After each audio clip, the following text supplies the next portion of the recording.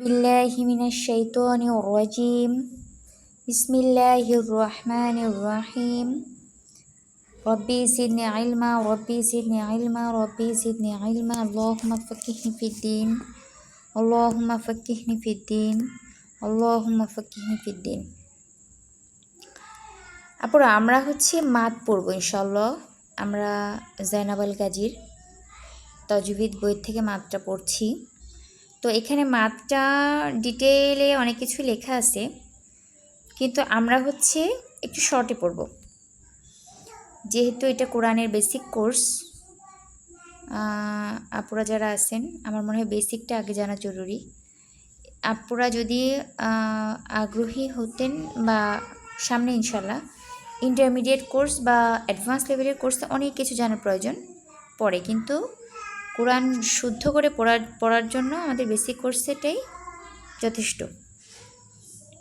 যথেষ্ট বলে যদিও কিছু হয় না। আপনি যত অ্যাডভান্স হবেন আল্লাহ তাআলার নিকট তত বেশি পৌঁছে যাবেন। কিন্তু আমি একটু শর্টে করাতে চাচ্ছি, কারণ আমি মাদের পরেই ইনশাআল্লাহ আমরা নাজারায় চলে যাব।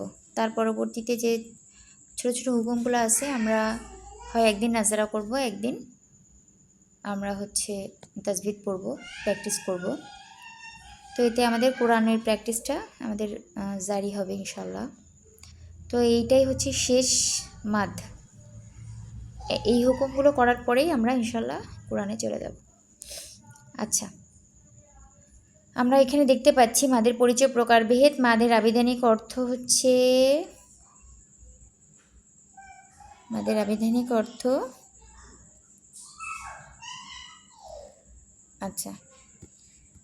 আবিধানিক অর্থ টেনে লম্বা করা।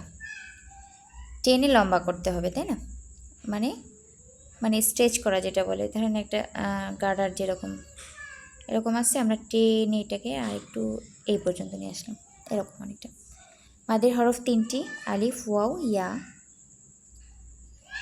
আচ্ছা, যেমন এখানে উদাহরণ দেওয়া আছে, জবরের বামে খালি আলিফ, কলা, এটা মাদ। হ্যাঁ, আমরা কিভাবে পড়তাম? কব জবর ক, লাম জবর লা। যদি মাদটা না থাকতো তাহলে কি হতো? কলা। সেখানে আমাদের মাদের হরফ আসছে জবরের বামে খালি আলিফ, কলা। হ্যাঁ, এখানে আমরা দেখতে পাচ্ছি, একটু বড় করে নিই, পেশের বামে ওয়াও সুকুন। এখানে ভুল হয়েছে, এখানে একটু লেখাটা, এখানে 2টা পেজ দেওয়া হয়েছে, এখানে হবে সুকুন। পেশ হবে না, সুকুন হবে, একটা ছোট হামজা হবে, সাকিন হবে। তো আমাদের এখানে পড়তে হবে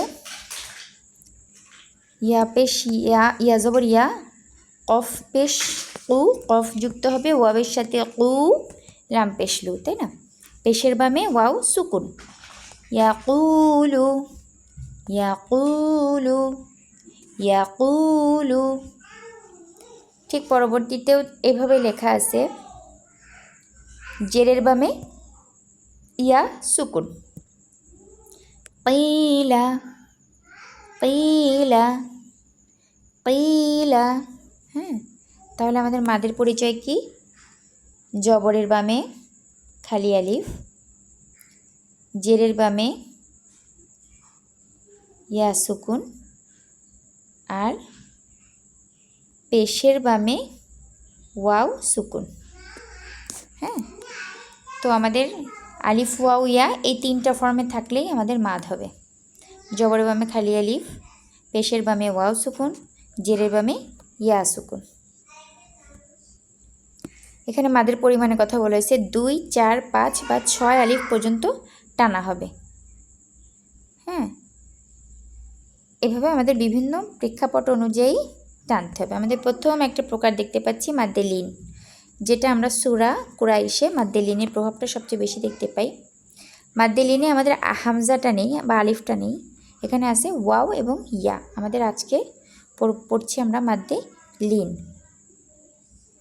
হ্যাঁ, তো আমাদের ওয়াও এবং ইয়া সাকিনের আগের হারফে যদি জবর থাকে, এটা একটু এক্সেপশনাল, আমরা আগে কি পড়ছি, জেরের বামে ইয়া সুকুন, কিন্তু এখানে কি আছে, জবরের বামে ইয়া সুকুন। তারপর কি পড়ছি, পেশের বামে ওয়াও সুকুন। এটা হচ্ছে মাদের পরিচয়, কিন্তু এখানে কি আছে, জবরের বামে ওয়াও সুকুন। কিন্তু মাদের লিনটা হচ্ছে এরকমই, শুধু আমাদের ইয়া সুকুন আর ওয়াও সুকুন আছে কিনা খেয়াল রাখতে হবে, এবং তার আগে জবর থাকতে হবে।